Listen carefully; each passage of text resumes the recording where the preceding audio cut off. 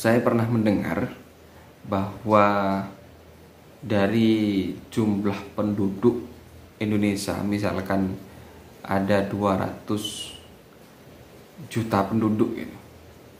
Misalkan harta kekayaan seluruh Indonesia ini milik individu dan juga milik negara semuanya itu di total jadi 1 triliun. 70 triliunnya itu dikuasai oleh segelintiran orang. Jadi 30% itu baru milik rakyat semuanya. Bayangkan, kekayaan Indonesia yang sebesar itu hanya dikuasai oleh segelintir orang. Siapakah mereka dan kenapa kok bisa demikian?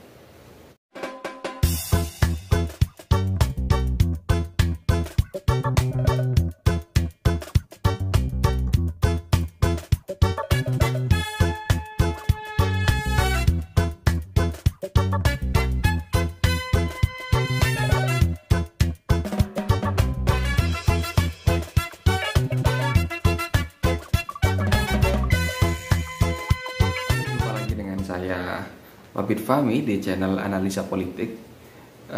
Kali ini kita akan membahas soal orang-orang kaya. Jadi kemarin itu sempat salah satu budayawan atau Cak Nun, dia menyinggung soal 9 naga. Katanya Cak Nun, bukan lagi 9 naga sekarang, tapi jadi 10 naga. Nah, apakah benar 9 naga itu ada? Dan ini selalu terus-terus diulang.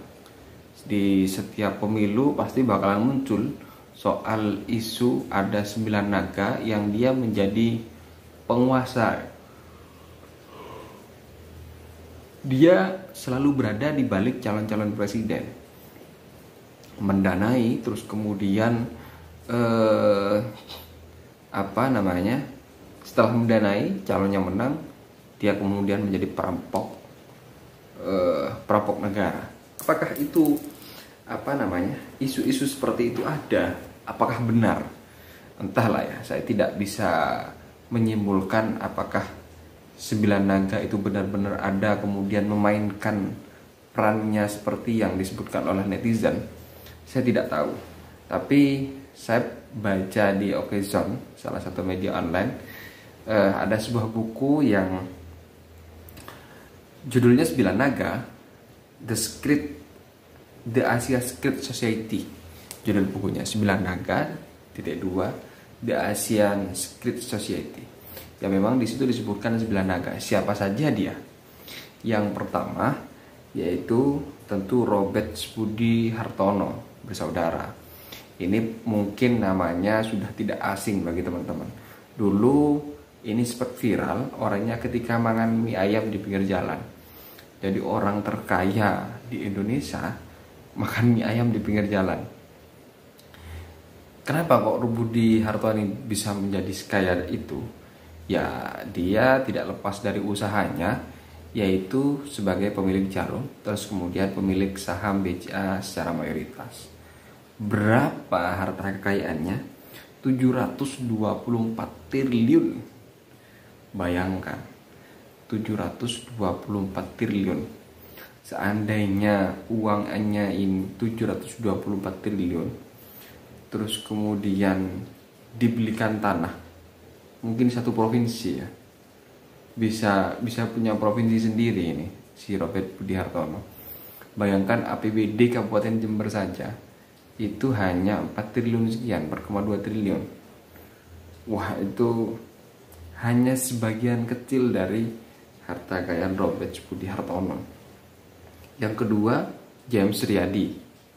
Ya, ini juga namanya cukup populer lah.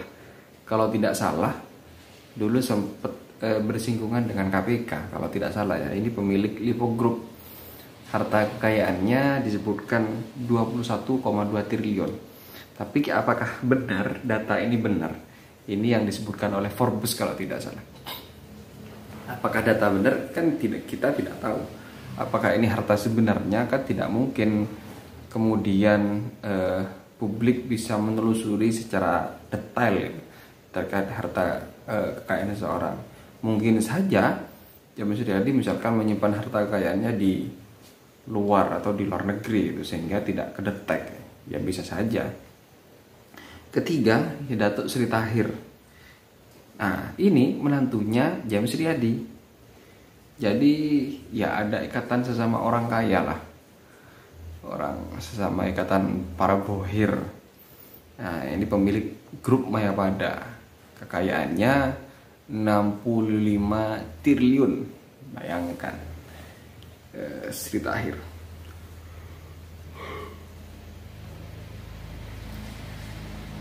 Selanjutnya yaitu ada Anthony Salim.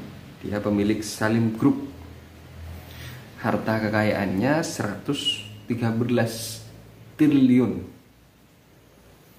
Kemudian Tommy Winata.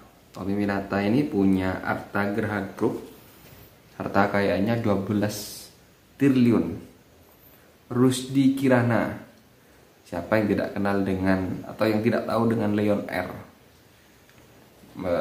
Salah satu perusahaan yang bergerak di bidang maskapai, Lion Air, ada Wings dan lain sebagainya itu. Ya ini pemiliknya Rusdi Kirana. Harta kekayaannya mencapai 12,6 triliun. Selanjutnya ada Sofyan Manandi. Dia pemilik Gembala Group. Di sini harta kekayaannya yang kebaca hanya sebatas 3 triliun.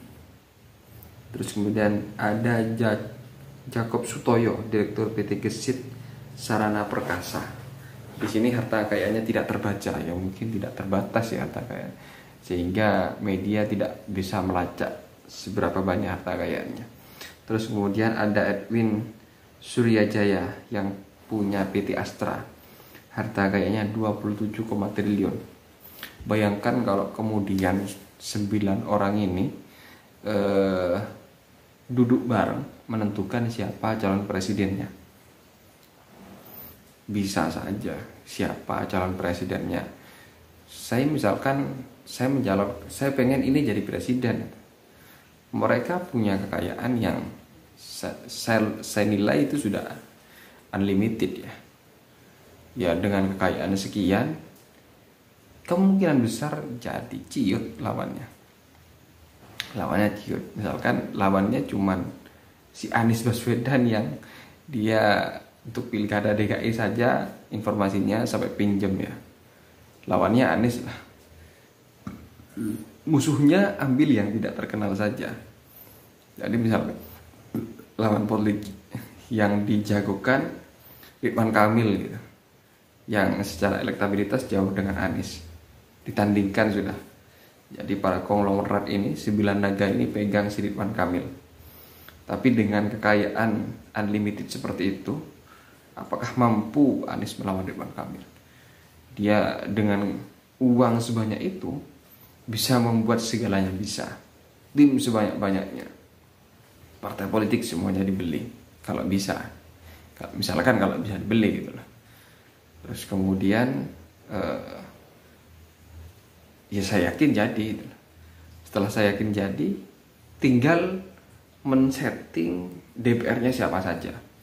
Ada sekian DPR, misalkan 500 orang, kita bagi jadi 9 naga, satu naga pegang 50 DPR gitu. Didanai 15 eman agar menjadi DPR terpilih gitu. Semuanya pemilik 9 naga, presidennya 9 naga, DPR-nya 500, semuanya pemilik 9 naga. Bayangkan ketika mereka bergerak, saya pengen mengelola batu bara, DPR melegalkan membuat undang-undang, jadilah Omnibus Law, kira-kira demikian. Hancur negara ini dikuasai oleh segelintir orang yang seharusnya kekayaan Indonesia ini bisa dinikmati oleh yang jelata, kemudian mereka semuanya. Tapi ya begitulah. Terserah kalian bagaimana mau menyimpulkannya. Saya tidak bisa membayangkan dengan harta kekayaan mereka. Jangankan 1 triliun, uang 1 miliar saja saya tidak pernah melihatnya gitu, ketika ada di depan mata. Tapi kalau hanya sebatas lewat di televisi itu ya sering lah. Bagaimana menurut teman-teman? komentarnya terkait tentang 9 naga. Sekian dari saya. Assalamualaikum warahmatullahi wabarakatuh.